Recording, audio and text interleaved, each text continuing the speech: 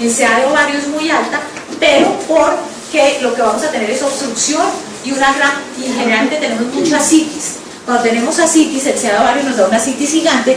¿Cuáles son los dos síntomas que me puede presentar un paciente con asitis? Ya les dije, náusea y vómito. ¿Y el otro? Disnea. Hacen un proceso restrictivo severo. Entonces muchísimas veces yo sigo haciendo paracentesis, no porque eso me vaya a aliviar al paciente en su patología, pero porque me mejora la disnea y por lo tanto me mejora la calidad de vida hasta el final. Yo quiero que el paciente esté lo más cómodo hasta el final, a pesar de que tenga una enfermedad terminal. Entonces muchas veces mandamos al paciente para hacer las paracentesis por el efecto restrictivo que tiene y la disnea. Ok, sea de esófago, ¿por qué me hace la náusea y el vómito? Mecánico. Entonces el CA de ovario me hace náusea y vómito por un efecto restrictivo. Este me hace náusea y vómito por un efecto mecánico. ¿Okay? Entonces, la incidencia de náusea y vómito es entre el 40 y el 70% de pacientes con CA avanzado. Son muy frecuentes en CA de seno y estómago. El paciente oncológico puede tener cualquiera de estas otras causas que genere náusea y vómito. Medicamentos, como ya vimos, opioides o quimio, alteraciones metabólicas. Los pacientes pueden tener desequilibrios hidroelectrolíticos que no generen náusea y vómito. El paciente puede vomitar por desequilibrio hidroelectrolítico. Las patologías abdominales, como vimos el CA de Segres, aumentos de presión intracraneana por masas a nivel de cerebro o por metástasis o por cuestiones vestibulares. Y como decimos, siempre una buena historia clínica, un buen examen físico nos lleva a que les demos un medicamento específico. O sea, no siempre le damos metoclopramida a todo el mundo, lo que estoy tratando de mostrarles. ¿Ok? No les mando esa con la otra. Definición, esta se las voy a pasar muy rápido porque hay diferentes tipos de definiciones. Náusea es el fenómeno subjetivo, desagradable, de que el paciente quiere vomitar pero no lo hace y puede ser causada por estimulación del tracto gastrointestinal, del sistema vestibular, de la zona quimioreceptora o a nivel específico del sistema nervioso. Yo se las paso sin problema. Vómito es donde ya expulsamos, es violentamente contenido y es un proceso complejo neuromuscular que puede ser voluntario o involuntario. Acá es el intento de vomitar, pero que no lo hacemos, eso todos ya lo conocemos. Y la etiología puede tener diferentes etiologías, puede ser multifactorial, que es en el 90% de los casos. Es necesario ver cuáles causas pueden ser reversibles y es importante, y aquí es muy importante, la vía subcutánea. La vía subcutánea se nos vuelve en una vía de administración de medicamentos súper importante en náusea y vómito, porque darle a alguien que esté vomitando algo por vía oral no es lo indicado, pero muchísimas veces, a menos que ustedes estén en un hospital, administrar algo por vía intravenosa no se va a poder. Entonces, cuando la persona está en la casa, lo que le dicen es que le pongan intramuscular la metoclopramida. Y acuérdense que ustedes y yo no ponemos cosas intramusculares porque hacemos otra noxa. Tenemos la vía subcutánea. Una vez ustedes aprendan a colocar los catéteres subcutáneos, pueden colocar el catéter subcutáneo en su casa, a sus familiares sin ningún problema. Es un catéter común y corriente, es un yelco común y corriente que ustedes lo colocan, le dejan el tapón y le pueden poner medicamentos por ahí durante 8 días, 10 días, sin problema. Entonces yo le puedo poner a alguien que esté vomitando un catéter y le puedo poner por ahí la metoclopramida o el ondansetron o la dexametasona, todo eso lo podemos poner por el catéter, se lo puedo poner de acuerdo a la vida media y el paciente no le tenemos que estar poniendo nada intramuscular, ¿ok? La vía subcutánea es una maravilla, es una fantasía, porque es la posibilidad de que ustedes en casa puedan poner por una vía que no es la vía oral una cantidad de medicamentos sin que tengan un mayor riesgo. Secundarios al cáncer, el edema cerebral, la obstrucción intestinal. La obstrucción intestinal es una de las causas más importantes de náusea y vómito a nivel oncológico, porque mucha patología abdominal termina con obstrucción intestinal. Entonces el paciente empieza a vomitar. Y vamos a hablar de obstrucción intestinal no quirúrgica. Hasta ahora, ustedes siempre operaban las obstrucciones intestinales. Siempre. No siempre. ¿Cuándo no las operaban? ¿Cuándo no operan la obstrucción intestinal persistente? Hay obstrucciones intestinales que ceden con la sonda nasogástrica, etcétera, pero las que no ceden, normalmente las llevan a cirugía. En este caso, el paciente está en un estadio que llevarlo a cirugía termina siendo más complejo. Entonces empezamos a manejar la obstrucción intestinal. Sí, muchas veces le ponemos sonda, pero vamos a empezar a ver que ponemos para la obstrucción intestinal cosas como buscapina, pero no para el dolor, sino para disminuir las secreciones por su efecto anticolinérgico. Al igual que damos buscapina cuando los pacientes hacia el final de la vida están en el proceso de agonía, empiezan a tener una gran cantidad de secreciones, respiratorias y se acumulan acá y empiezan a hacer ese sonido. Entonces está el paciente en qué estado de conciencia, estuporoso, somnoliento, haciendo una cantidad. Empezamos a ponerle buscapina a esos pacientes, ¿listo? Hacemos una cantidad de cosas muy muy raras. Cuando el paciente tiene una hemorragia severa, gastrointestinal, le ponemos buscapina a dosis muy muy altas. ¿Para qué? ¿Qué más hace la buscapina?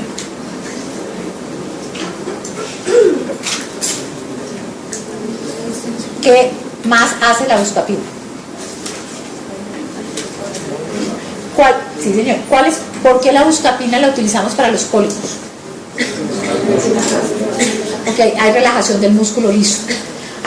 Entonces, miren lo que les voy a decir porque es algo que ustedes, les prometo que no han oído y posiblemente no van a oír en salud comunitaria, ni en medicina legal, ni en ninguna de esas cosas.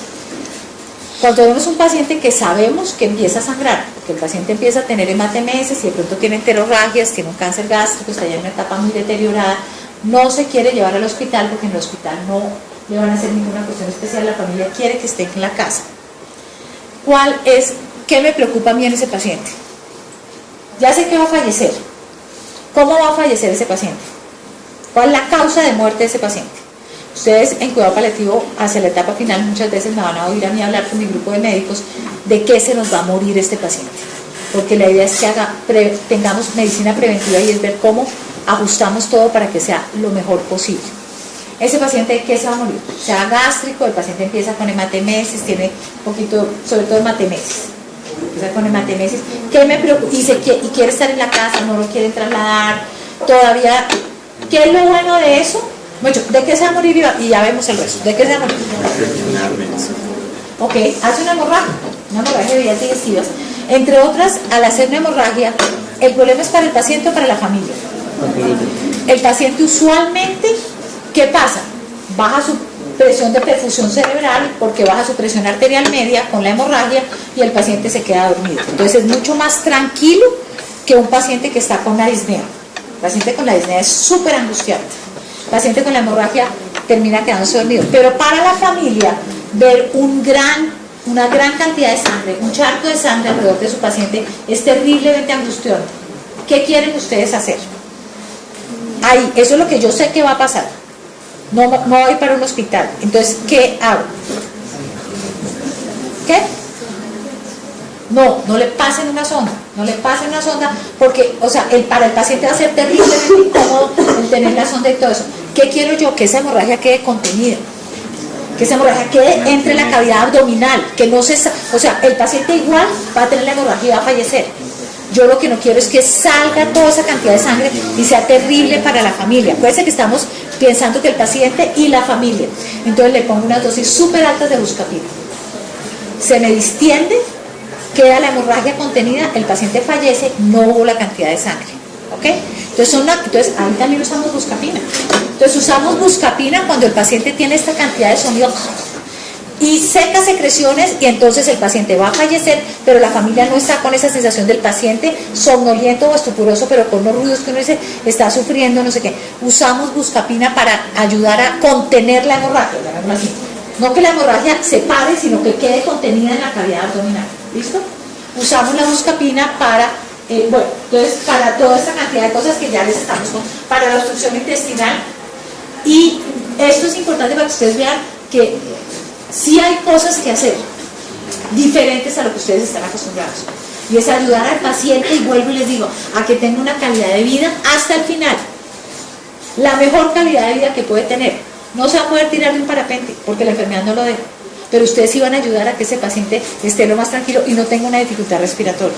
Yo dejo en las casas midazolam para que la familia la coloque si empezamos a tener o una disnea severa o una convulsión, y la familia la aprende a colocar, ¿ok?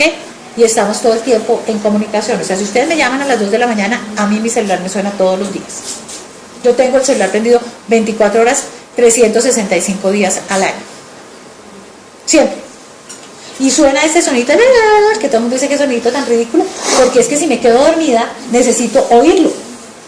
Entonces yo le tengo ahí un sonidito que digo, porque ese sonidito pasito no, porque si me necesitan a las 3 de la mañana, porque es que si alguien lo llama a usted a las 3 de la mañana es porque lo necesita. No porque, ay, ya no sé, la doctora si está en fase REM.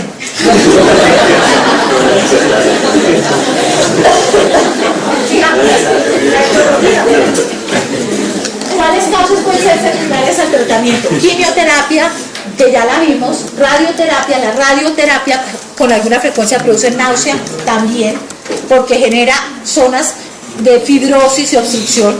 Los fármacos, miren, la uremia genera náusea y vómito, el paciente está urémico, náusea y vómito. Las úlceras, la infección genera náusea y vómito también. Entonces tenemos que pensar en todas estas causas para saber qué les da.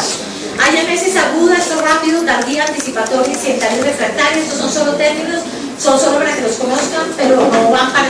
Emesis aguda es una, estamos hablando de un paciente que presenta las primeras 24 horas después de la administración de quimioterapia, o una o 2 horas después del inicio de la quimio. El cáncer, y estos son los medicamentos de quimio que más producen náusea y vómito. Esto es solamente para que sepan que hay una emesis aguda, hay una tardía que es la que se presenta después de 24 horas de haber iniciado la quimio. ¿Okay? Cisplatino y la ciclo son muy generadores de náusea y vómito. Hay una emesis anticipatoria, sobre todo en quimio, las personas que ya les dio en la oportunidad pasada náusea y vómito empiezan a vomitar antes de ponerle la quimio. ¿Okay? Entonces es interesante esta emesis anticipatoria. Es una respuesta. Y la emesis incidental se presenta en una sesión de quimio a pesar de que hubo tratamiento profiláctico. El tratamiento profiláctico es cuando da síntomas. La emesis refractaria es que a pesar de que le demos los medicamentos no nos ceden. Y quienes tienen potencial hematogénico, asco, no es que me da asco, ¿okay? Sino una asociación de oncología, ¿okay? De oncología clínica. La American Association of Clinical Oncology, o sea, ASCO, para quienes van a hacer oncología, es ASCO y es pues muy conocido. Tiene más alto riesgo el cisplatino, riesgo moderado, la gemcitabina y el docetal, bajo riesgo el furacilo, el metotrexano, el tamoxifeno, la vincristina, y hay algunos de riesgo mínimo. ¿Esto qué significa? Que todos los medicamentos, casi todos los medicamentos de quimio son de riesgo de náusea y vómito. Fisiopatología, vamos a ver estas dos cosas rápido. Hay dos estructuras grandes que son el centro del vómito y la zona gatillo, que están ubicados donde ustedes los ven acá, que son los que tienen relación más grande con náusea y vómito. El centro del vómito está en la formación reticular y en la zona gatillo está en el cuarto ventrículo. Son las dos zonas que vamos a ver en los diapositivas que tenemos ahorita relacionadas, y es bien interesante es que el centro del vómito tiene relación con los neurotransmisores que son histamina y acetilcolina, mientras que la zona gatillo tiene relación con otros que son dopamina y serotonina. ¿Listo? Entonces son dos, y esto me lleva a pensar que yo puedo hacer con la náusea y el vómito lo mismo que hago con dolor, que es tratamiento multimodal. O sea, si con algún medicamento no me funciona, puedo tratar de utilizar medicamento que tenga otro mecanismo de acción sobre otro sitio. ¿Listo? Para tratar de manejar, porque a veces ustedes tienen una náusea y un vómito que es completamente imposible de manejar. Ok, aquí ¿qué tenemos? Aquí tenemos, ustedes tienen aquí la zona quimiorreceptora y aquí el centro del vómito. ¿Ok? ¿Y qué vamos a ver? ¿Cuáles son? Entonces tenemos alteraciones del sistema nervioso, alteraciones gastrointestinales, alteraciones cardíacas, que muchas veces el paciente tiene infarto y tiene náuseas, etcétera, por el vago, que ya vimos con la doctora Cheryl, etcétera, etcétera, del sistema vestibular, de las zonas y lo que va a activar a cada uno de ellos. Entonces, si nosotros vemos, aquí ¿a quién tenemos? ¿Cuáles nervios craneanos? El vago, noveno y décimo, ¿quiénes son? Gloso y vago, ¿listo? Entonces recuerden que la inervación que tenemos inervación tanto de todo el tracto gastrointestinal como a nivel cardíaca, que están relacionadas con vago, y por eso ese va a ser el mecanismo que va a llegar al centro del vómito, no llegan a la zona quimiorreceptora, sino al centro del vómito, y van a estimular la sensación de náusea y vómito. Por eso muchas veces cuando ustedes tienen un paciente, ustedes ya notaban por anestesia, y cuando ustedes por casualidad tenían un paciente con una peri o una raquia y el paciente empieza a vomitar, ¿nunca les pasó? ¿Qué les decía el anestesiólogo? Nada. La sesión no funciona nada, usted le preguntaba, a ver. ¿Por qué creen que es la náusea y el vómito cuando la periorraquia está un poco más alta? Porque generalmente no hay náusea y vómito cuando uno le pone una raquia que es T12 o lo que sea, pero cuando ya T4. ¿Por qué? ¿Qué? ¿Está estimulando el vago? Ok, tarea, averigüe. ¿Por qué ahí tengo náusea y vómito? Porque ahí tengo esa sensación de náusea y vómito que tiene relación un poquito con el sistema gastrointestinal y con todo, señor. Que sube hasta 5 niveles. Ok, pero ¿qué está estimulando? Sube hasta 5 niveles, pero ¿a quién está estimulando para la náusea y el vómito? Ok, piénsenlo, porque se ve con mucha frecuencia. Si ustedes no lo vieron, o sea, una raquia que se le sube a uno, empieza uno a ver al paciente y empieza uno a estirar la mano a la mesita donde está el laringo, ¿no? Empieza a decir, está bueno, está funcionando bien, yo estiro la mano al laringo, etc. Okay. Miremos qué pasa ahí. Aquí tenemos alteración de meninges, o sea, cuando tenemos este paciente que tiene, como dijimos, este aumento de presión intracraneana, etcétera, etcétera, que vamos a tener todo a nivel del sistema nervioso central, también vamos a tener estimulación a nivel del centro, básicamente el centro del vómito. Por el otro lado, cuando tenemos todos estos, tenemos alteraciones en zonas quimiorreceptoras que ya veremos ahorita, vamos a llegar a actuar sobre esta zona y tenemos también toda esta parte que va a actuar sobre la misma zona que va a alterar histamina, acetilcolina, la neuroquinina, etc. Y arriba tenemos toda la parte vestibular que sí va a venir hacia la zona, básicamente hacia, no tanto la quimiorreceptora como a la zona de náusea y vómito. Entonces, podemos tener alteraciones vestibulares, alteraciones ya de meninges, etcétera, alteraciones del sistema gastrointestinal. Todos estos llegan, ya sea por nervios vagos o directamente a zona del centro del vómito, pero todos los otros medicamentos, etcétera, pueden llegar a zona quimiorreceptora. Ya lo vamos a ver en la próxima diapositiva. Ok, este es mucho más esquemática y tenemos, si ustedes ven, aquí tenemos rápidamente, miremos la parte, aquí tenemos la zona, quimiorreceptora y aquí tenemos el centro del vómito, ¿ok? Tenemos centro del vómito y zona quimiorreceptora. ¿Cuáles son los neurotransmisores que actúan más en uno o en otro? Aunque a veces se mezclan, pero para efectos académicos, la zona quimiorreceptora, vamos a tener más acción de dopamina y serotonina, o sea, bloqueadores de dopamina y serotonina van a actuar en esta zona. En la zona del centro del vómito vamos a tener más histamina y acetilcolina. Entonces vamos a ver que los antieméticos van a tener que ver sobre esos neurotransmisores: dopamina, acetilcolina, histamina y serotonina. Si nosotros vemos, aquí tenemos sobre el centro del vómito, dijimos que todo lo que tenía que ver con meninges, etcétera, iba a ir al centro del vómito. La parte vestibular también dijimos que iba al centro del vómito. O sea, más o menos esto es como un resumen de lo que vimos en el otro sitio. Y vamos a ver que aquí vamos a tener toda la parte relacionada con las drogas, los metabolitos, las toxinas que van a ir aquí a la zona quimiorreceptora. Una cosa bien interesante, y la vamos a ver ahorita, es que nosotros tenemos, al igual que en dolor, que teníamos una neurona que era, si ustedes recuerdan, una neurona que llegaba y una neurona inhibitoria, que cuando hacíamos estímulos continuos hacía apoptosis y por eso teníamos más dolor. Normalmente ustedes y yo no estamos vomitando, o no los veo ni con arcadas ni nada por el estilo, a pesar de que a veces uno pudiera pensar que hay algún estímulo de olores o de cosas que le puede producir, pero no estamos vomitando todo el tiempo. ¿Eso qué significa? Que tenemos una parte antiemética que está inhibiendo la zona quimiorreceptora continuamente. O sea, ustedes y yo no estamos vomitando todo el tiempo. Hay como ustedes ven, un centro antiemético que está inhibiendo continuamente la zona quimiorreceptora. Ahí va a actuar básicamente las encefalinas y van a ayudarnos a que haya este proceso.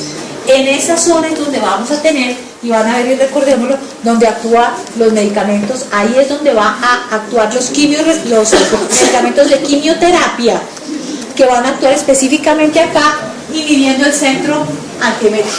Y por eso las personas empiezan a vomitar, señora. ¿Es en qué parte del tallo, digamos? Queda más cerca, o sea, queda más cerca la zona quimiorreceptora. Yo no te podría decir exactamente ese centro antiemético está en tal sitio, pero lo que le dicen a uno es que queda muy cerca de la zona quimiorreceptora. Es lo que uno ve en los textos, no sé exactamente en qué parte. Pero sí tenemos una zona que está inhibiendo, o sea, así como tenemos una neurona inhibitoria de dolor que queda en el asa posterior, tenemos unas neuronas inhibitorias de náusea y vómito, que el mecanismo de acción por el cual se genera